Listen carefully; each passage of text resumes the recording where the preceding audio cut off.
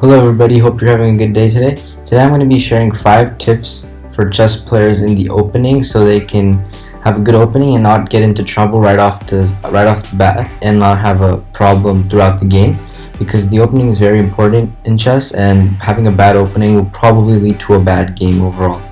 So I hope you're excited and let's Alright, so my first tip is going to be every time you play in the opening you always want to try to control the center. So in chess, the center being these 4 squares, and sometimes you can consider these, but I'm going to say mostly these 4 squares here. So you want to be able to control the center, and that is because strategically, if you're controlling the center, your pieces have more space, and they can move to more locations than if you were like controlling, like if let's say I was doing something random like this, right? Already you can see that I can really only move my bishops here, my knight here, and my queen can maybe go here, but it's not really helpful. Well, his bishops can go anywhere he wants. He can move his queen up. He can even move his knights over here. And I mean, this is not a big, like, it's not that bad of a position for white right now. But as you can see, controlling the center, if this remains, then it's going to be very hard for white to maneuver his pieces, and it's just going to be a struggle to get any kind of play going in this game. So always, you want to try to control these 4 center squares. That is very important. Something like e4 or d4 is always a great start for when you're playing white.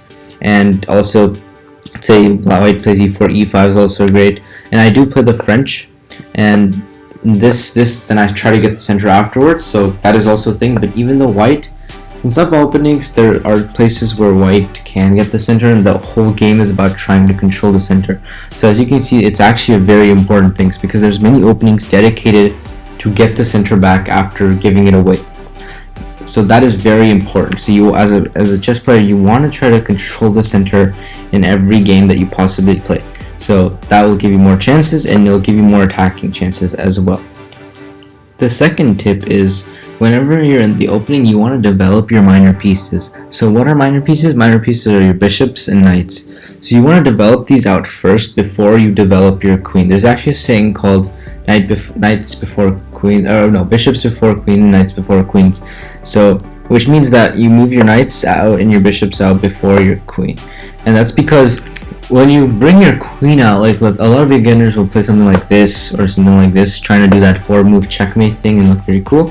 But this is usually really bad, because now the opponent is just going to kick your queen out. That's the whole plan. Obviously, this doesn't work. Do not play that. But opponent could play this. Opponent could even just protect if they wanted to, and your queen's not really going to do much, because if you're planning to like play this and try to checkmate them in 4 moves, then just this move and everything's just done. Like, you're gonna come back, and every time the opponent's gonna force you to move back every time, and that's essentially gonna be really bad for you, and you're just wasting moves. And it's called wasting tempo, which basically means you're wasting a move that you could have possibly made somewhere else. So the queen should not come out that early, and you should avoid doing that. Another thing is to don't move your minor pieces more than once in the opening. So don't play something like this and then move it like, or not that one, no, that would be bad. But like something like this, and then like, let's say the player goes back. You don't want to move your bishop back. There's no point in doing so, or even forward or something like that. There's no point in doing so. Just keep developing your pieces. Try to avoid moving your minor piece twice in the opening. Now sometimes there is an exception to this. Sometimes it does happen. In that case, it is fine, but you want to try to avoid this as much as you possibly can. My third tip is to always castle in the opening. So usually when you castle, you sort of signify the end of the opening and into the middle game, but sometimes a lot of players don't castle, and in the higher levels, yeah, sometimes they don't castle, but they're grandmasters and they can usually work with it. But usually when a lower rated player or someone like anyone, like usually everyone tries to castle, because if you don't castle, you're putting yourself in jeopardy of getting your king attacked, because your king is going to stay on the center. So let's say you just keep moving pieces or something, and then you just want to keep moving, and then obviously, like, let's say something like random like this, your king is now in the center. Even though this kind of looks like, oh, how are they going to break this? But black ones, they can, whenever they want, they could sacrifice, like, I don't know. So maybe they could, like, if you played there or something, they ever can, they'll play this and they'll just break open the center and your king will be screwed. So you always want to castle. If this king was castled at this point, this would be a pretty good position for white. But if the king's not castled, and this isn't the best example, but in cases if your king is not castled, you will get annihilated through the center, because they will just open it up and your king is very wide open, and this is not a safe king. So you always want to make sure your king is safe. Now, the question between if you should go king side or queen side is one that you make upon the position. So you look at the position. Like, if there was a position where all the pieces were on the queen side, then you probably shouldn't castle queen side, because that means that you basically held black attack because all the pieces were there. But you should usually castle opposite of where all the black pieces are, because you want to have the most safe king. Because again, chess is all about the king, and if the king manages to fall, well, you lost the game. So you have to make sure your king is always safe. My fourth tip is to always complete your development. So what does that mean? So what I mean by that is you always want to make sure you have all your minor pieces, your queens out, and your ideal play situation is something like this. So I'm going to play some random, well, not random moves, but I'll try to give a good example here. So something like this, let's say, right? And maybe like that. I know I'm just copying, but I'm just trying to give a good example. So this is what I would say is completing your development. Your pieces are all out, your rooks are now connected, there's no pieces in the middle. This is when you know that it's the start of the middle game and all your pieces are developed. This is sort of an ideal situation, not the exact position. You don't need to have the exact position, but sort of an ideal situation where your development is complete. In fact, this is probably good for white here. I mean black, so probably not the best, but this is what you want. You want all your pieces out, and you want your rooks to be connected and your king castled.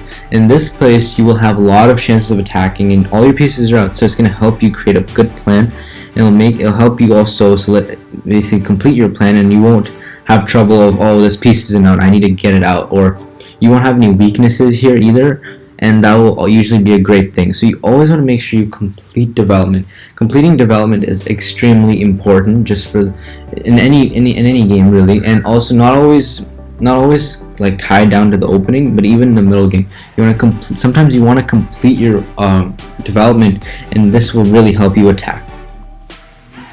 And my last and final piece of advice in the opening would be to create weaknesses. And now let me reiterate, this is not only for the opening but throughout the game. You want to continue to create weaknesses. So what does that mean? Like, let's say black isn't doing what they're supposed to be doing, they're playing the French, and let's say they're forgetting they play d6 or something.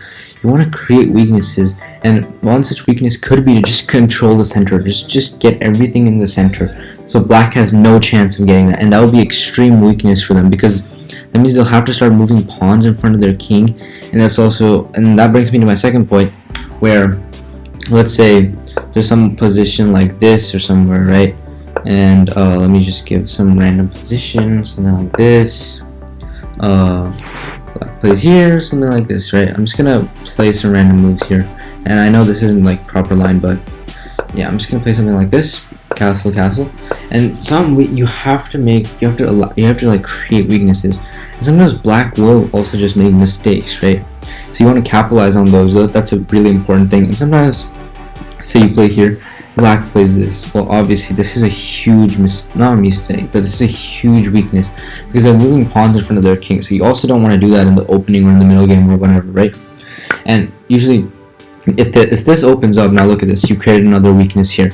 So you want to be able to create weaknesses upon what black is moving. So sometimes black will make mistakes, sometimes they will just be careless, like with this one here, d6, and you want to just take control of what you can and just create as many weaknesses as you possibly can, because as after a point, even with solid and really good defense, too many weaknesses will lead to blunders, and that will lead to a win, as you can capitalize on that.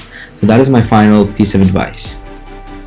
I hope you enjoyed this video. If you want more videos like this about middle game or end game or anything else about chess, please let me know in the comments section below. Please like and subscribe. I hope you have a good rest of your day, and thanks for watching.